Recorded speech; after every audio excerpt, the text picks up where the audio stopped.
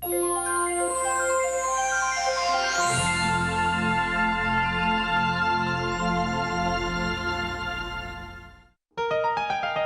for Consider This is provided by Sequent Planning, an SEC-registered investment advisor, helping people make informed retirement income decisions. Additional information is available at sequentomaha.com.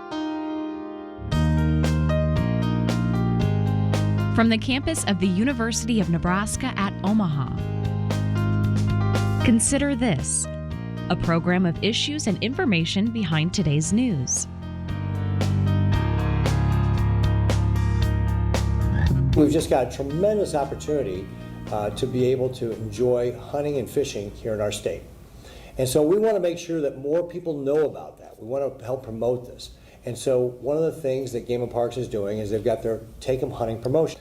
We want more people to do that. And that's one of the things that I think is really special about hunting and fishing is that it's a great opportunity to be able to take people out. This is part of how we can enjoy family time and time with our friends and get outside and get away from all the video games and all the other things that tend to be indoor type distractions. So this is a great way for us to be able to enjoy our heritage as Nebraskans, spend time with our family, contribute to the local economy. It really is a wonderful thing for us to promote. So we are officially proclaimed that Saturday will be National Hunting and Fishing Day here in Nebraska. So a great opportunity again to be able to talk about this with your friends and family. Hi everyone, I'm Kathy Wyatt. Welcome to this week's edition of Consider This. Our topic, hunting and fishing in Nebraska. Joining us to talk more about it are two gentlemen with the Nebraska Game and Parks Commission, Greg Wagner, Public Information Officer, and Daryl Bauer, Fisheries Outreach Program Manager. Thanks to the two of you for being here and welcome. Thank you. Glad to do it. All right, Greg, not a bad day when the governor recognizes something that you like so much. Tell us about that. Well, I've actually hunted and fished with the governor, and so it's nice to have a governor who's really embedded in outdoor recreation in the lifestyles of hunting and fishing. But yeah, it's a big deal when the governor acknowledges the many contributions that hunters and anglers make to Nebraska, whether it's conservation, whether it is the wholesomeness of outdoor recreation, or to the economy. So tell us a little bit about Nebraska Game and Parks Commission. The Nebraska Game and Parks Commission, we touch so many lives. Yes, we're into the business of outdoor recreation. We're into the business of hunting, fishing, but not only the hooks and the bullets, so to speak. We're into the trails aspect of things. We're into wildlife watching. We're into kayaking, canoeing.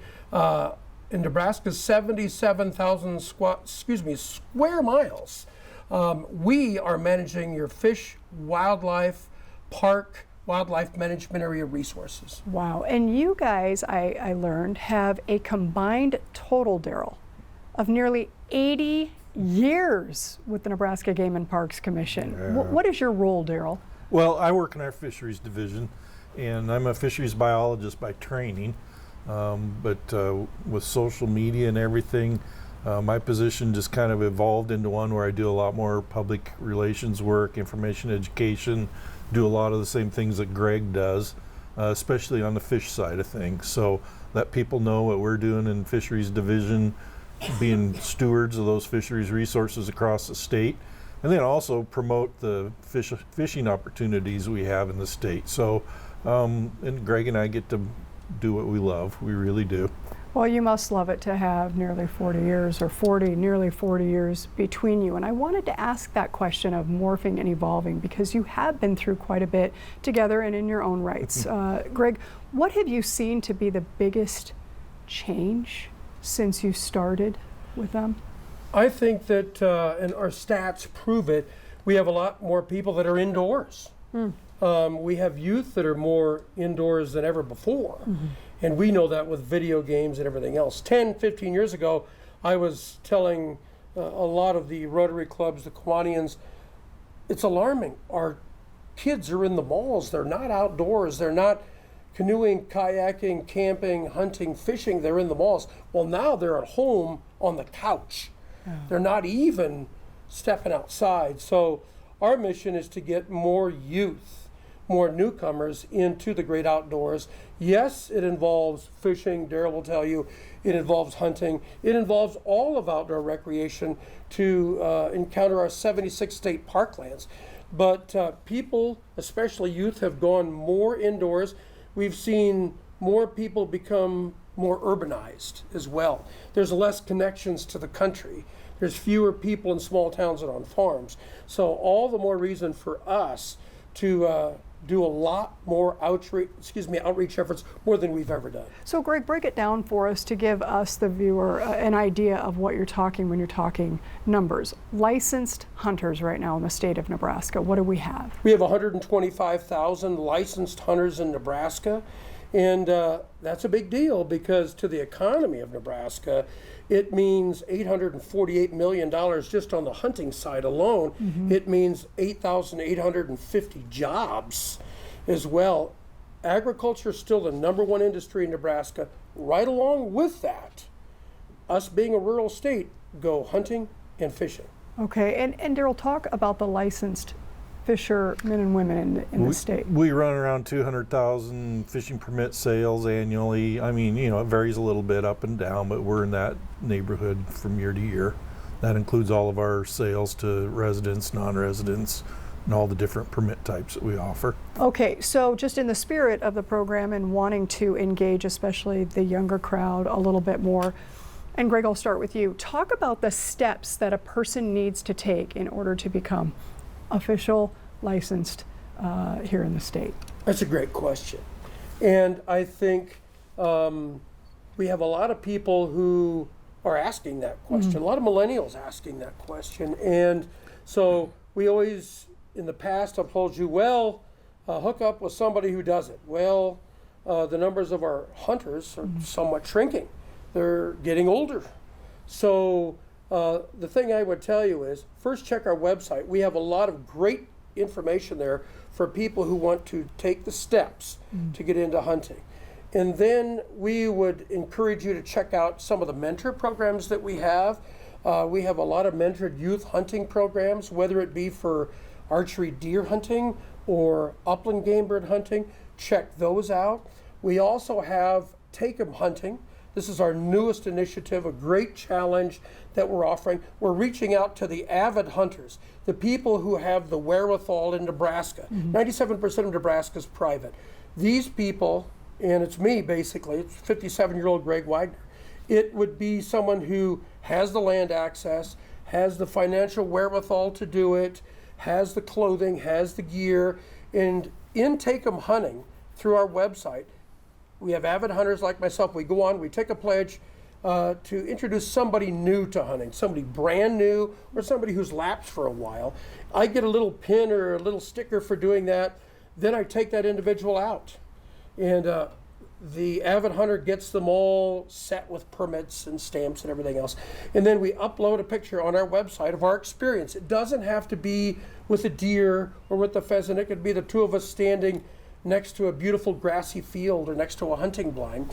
We upload that photo and then we become eligible to win all kinds of prizes. Hunting gear, we've had overnight park stays. Our grand prize at the end of the spring turkey hunting season will be a John Deere UTV. This is one of the steps that we're taking to reach out to the avid hunting community, those 125,000 hunters, to say, you need to give back. You need to share what you know. You need to do some conservation work by taking a newcomer out. Maybe it's somebody who's in college. Maybe it's a youngster. Maybe it's somebody who's been out, lapsed, might be a boomer. Take that person out. Well, this is interesting to listen to because I'm thinking of so many different things here. One would be the whole training aspect. So you have somebody who maybe they've been pretty independent over the years in terms of going out on their day, their time, and now you're asking them to kind of bend and flex a bit, not only with their schedule, but in terms of how they're actually hunting. They've got to remember there's somebody there with them, and they've got to be communicating and teaching all the while. So do you have a specific training program when you're making those requests, or is it more of a, this is what we'd like you to do, and kind of let us know how? How are you tracking all of that? We do have training. And some of it's required by law. And that would be the firearm hunter education training. Okay. And yes, safety is a big part of that. And then we also have the bow hunter education training as well. Safety being first and foremost. We're talking safety, ethics, obviously the do's and don'ts, and why you're out there for wildlife management purposes. So we have those two training aspects of hunting. We also offer a lot of outdoor educational workshops geared toward hunting certain species. Maybe it's one on quail hunting in southeast Nebraska. Maybe it's one on beginning deer hunting. Perhaps it is one on how to fall turkey hunt. We have a lot of those that we offer as well. So there are training aspects to the hunting, and the avid hunters will know this and take those folks through that. And again, we have our mentored hunting programs as well. So there are steps that folks can take. We're just not going to throw them into the field, especially with safety involved regarding firearms and archery equipment. Okay, and Daryl, same kind of story with you in terms of Yeah, I mean, the entry for fishing's a little easier because, you know, there's not quite as much equipment needed. The safety aspects are a little less intense. But we've done things like the Take 'em Fishing program that we just finished up this year. Same thing, encouraging mentors to find somebody and take them out fishing. Because that's honestly how most of us got started, is somebody took us and got us started. Probably a relative, but some cases may have been a friend or somebody that took us and got us started. We also offer family fishing nights, community fishing events that we do around the state. And again, those are geared towards just getting beginners out and coming out, and I tell people just come out and have fun with us, and we'll teach you how to fish while we're doing it. So a number of programs we're offering to try and give people some education and just get their foot in the water and see how much fun it is. So, and I use the pun so they get hooked on it. or a real life example, which is what I'm going to ask you about right now. So for the people at home who are thinking, you know, this does sound interesting, and I truly appreciate both of your enthusiasm in this. It's apparent why you've been there as long as you have. But if people at home are thinking, ooh, I want to try that, or I might want to talk to my grandson about that, what have you. If you could, Greg, just kind of think for a minute what a mentor, maybe somebody with whom you visited recently, kind of paint a picture of that person in terms of expectations, and then the person calling on the phone or maybe kicking you an email and saying, I'd really like to try that, Greg. How do you pair these people up and just kind of tell us what that's all about, at least from the start? One of the things I tell would-be hunters and those that are avid hunters is to go to a lot of our conservation organization banquets, and you can meet up with like-minded people there. These are conservation banquets generally geared toward habitat enhancements, leasing lands for public hunting through us. And those organizations would be like Ducks Unlimited, Pheasants Forever, Quail Forever, Whitetails Unlimited, the Rocky Mountain Elk Foundation. Through these organizations, you can link up with like-minded people by attending their banquets and by merely doing an internet search for those organizations, or by contacting Daryl or I, and we'll put you in touch with those individuals with those organizations. And by the way, feel free to call us, contact us at any time. We work for all of you. We'll get you squared away. We will get you linked up with those people that have been vetted or that we know and trust to take you to the field. On the other end of that phone conversation or that tweet or that instant messaging is going to be probably a younger person going, I don't know if I want to go with Uncle Greg. Well, it looks kind of fun, but I don't know. It's involving a lot. But I would tell a lot of those individuals to reach out in your family or friend network. I will almost guarantee you there is an avid hunter in that family or friend network, and I would say reach out to him or her and let them guide you through the process, let them mentor you. And these are individuals that you have to obviously know and trust, because you're going to be out there with a firearm or with a bow. So I would tell those individuals, reach out, bug them, ask them. They're probably waiting just to take somebody out. It's more fun, I'll tell you, with my own kids, 4 kids, and now with my grandson, it's more fun to be a guide, isn't it, Darryl? Oh, yeah. It's more fun to Yep. share what you know and to be a guide. And anyone who avidly hunts or fishes will tell you, it's just more fun to relay what you know. And the other thing I'll tell everybody about is this. Number one, ain't a word, but this ain't about the killing. And if you're out there for the killing aspect, you need to go see somebody professionally, counseling-wise. You're out there, and research proved this through UNL. Number one reason you're out there is to connect with nature, is to truly connect with nature, not even firing a shot. The second reason you're out there is to bond with a family member or a friend or some sort of a relative. You're out there to bond. The third thing is, if you do get something, it's fresh, as close to organic as you can get, free-ranging meat. Yeah, I'm glad that you're bringing all of that up, because somebody like myself, I'm trying to picture what all of this would be like, and I'm glad that you're bringing up that whole connectivity thing, not just with nature, but with the person with whom you are dealing. And I mean, friendships can be formed. I can't even imagine, when you think about the state of Nebraska and all the possibilities in both of these worlds, the people you meet, farmers, right? Talk about that a little bit, Greg, in terms of, you know, having that permit to go in a certain place. You want to talk to a farmer to see if maybe you can get on to their land, and the relationships that are not just established but cultivated as a result, so that you become friends. In Nebraska, as I mentioned, 97% of Nebraska is privately owned, and we thank our farmers and ranchers. The majority let folks on. It could be friends, family members, or it might be Darryl Bauer with his son Daniel with a door knock to hunt pheasants in Lincoln County near North Platte, and you can still do that. I think I look beyond a lot of things, and this is a big deal in Nebraska, because what this does, that hunter-landowner relationship, and by the way, these are really close relationships. These are these are family. Wouldn't you say that, Darryl? Absolutely. You're into, this is family. Come in, have supper, bunk with us kind of relationships. You're attending marriages and Oh, yeah. confirmations and everything else. You get to know these people intimately. But I think the big thing in Nebraska, what it does, it takes city to country. It takes city to country. And it blends a lot of agricultural interests with folks that maybe who don't have a grasp of it, who will get a grasp through a landowner. And those relationships are huge. And you, if you're from the city, you get a better understanding of agriculture, of ranching. It's not just going after game birds and game animals.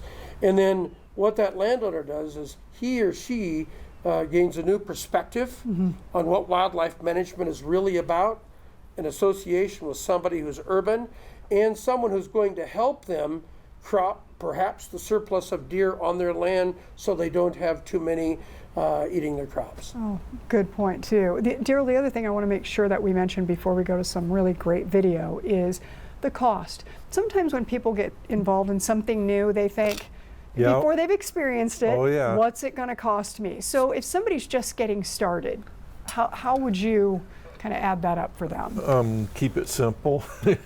Greg and I talk about the KISS principle all the time. And, you know, especially on the fishing side of things, you know, you can turn on the fishing shows and watch those on TV, and those guys got fully rigged boats and 30 rods and reels and all that tackle. You don't need to start at that level. You start with a simple combo outfit, some line on it, a few hooks or baits and some bobbers, and that's really all you need to get started.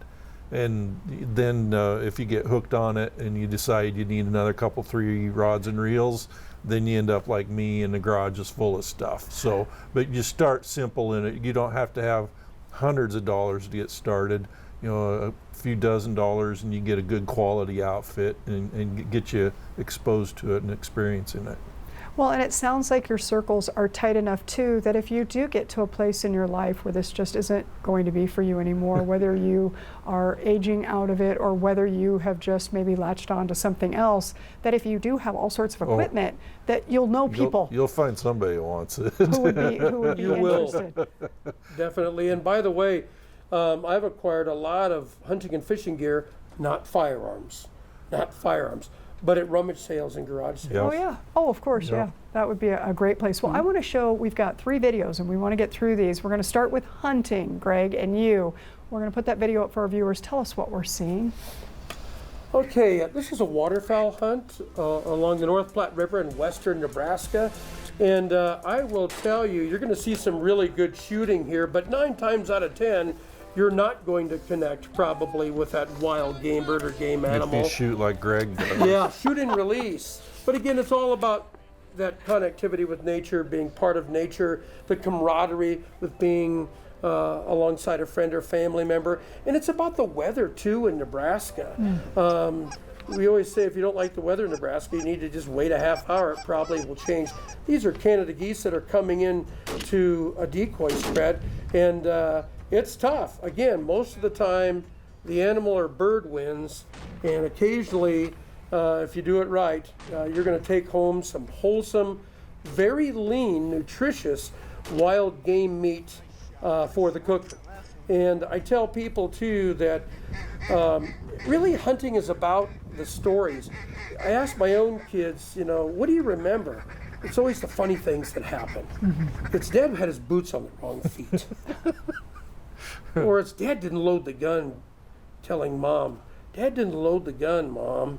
I went click. That's okay though. We'll get them next time. It's all part of it. That's great. Daryl, how about you? We've got a video that we want to put up, trout. Yep. And if you could walk us through that one. And the video that you're going to see is trout fishing on the North Platte River below Lake McConaughey, which is a cold water fishery because of the cold water coming out of McConaughey. Very productive tailwater fishery is what we call that. So we stock the rainbow trout in there, and they grow very fast in those waters. So that is our best fishery in the state for producing some big rainbow trout and you know, fish up to 8-10 pounds even. So I always tell people one of the neat things we offer in Nebraska is a variety of hunting and fishing opportunities. We've called ourselves the mixed bag capital of the world before, and I still think it's true. A lot of different species of fish, from cold water trout to warm water flathead catfish.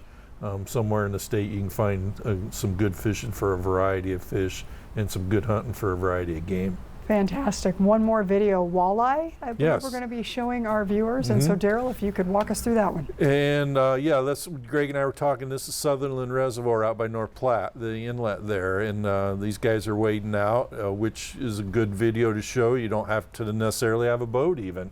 And so they're wading out there and catching walleyes probably spring of the year, I'd guess, looking at the trees and the background there. And walleye are very popular in Nebraska, one of our most popular fish, largely because they taste really good. And so wherever we have good walleye fishing, usually in the western parts of the state, because those are some of our best walleye habitats, those larger reservoirs out west. But yeah, the anglers love to take advantage of those opportunities to catch some walleyes. Wow.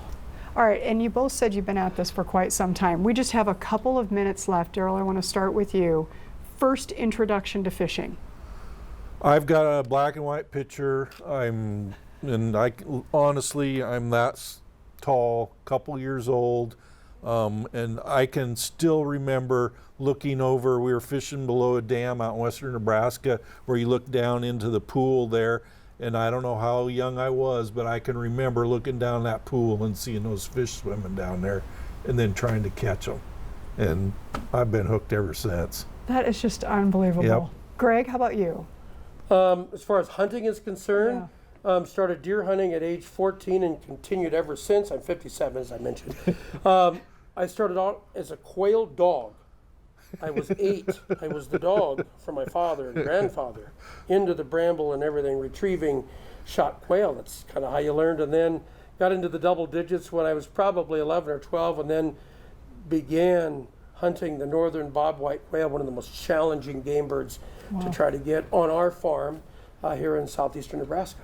Okay, now we've got a minute, and you did bring, well, you brought a prop, so we should probably show that to our viewers, and then I know you can do some calling too. So, Greg, what is that? This is a duck call. Okay, go It's a ahead duck and, call. yeah. And part of the fun of it all is all the gear and the calls.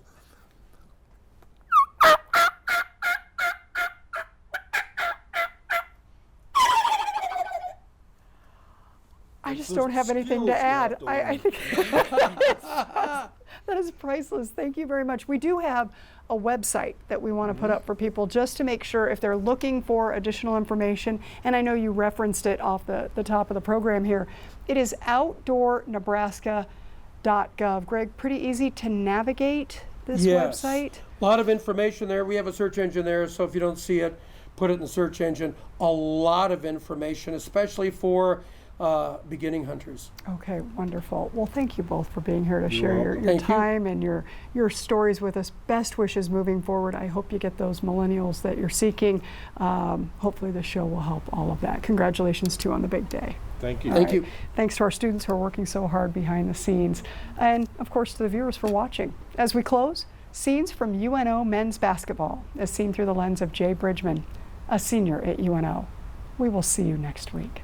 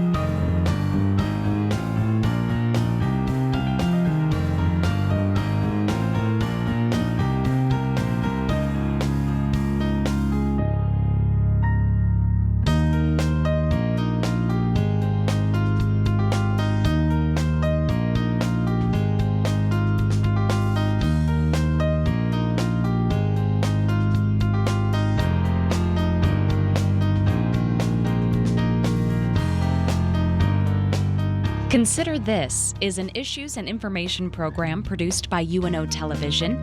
More information and program archives can be found at netnebraska.org/Consider This.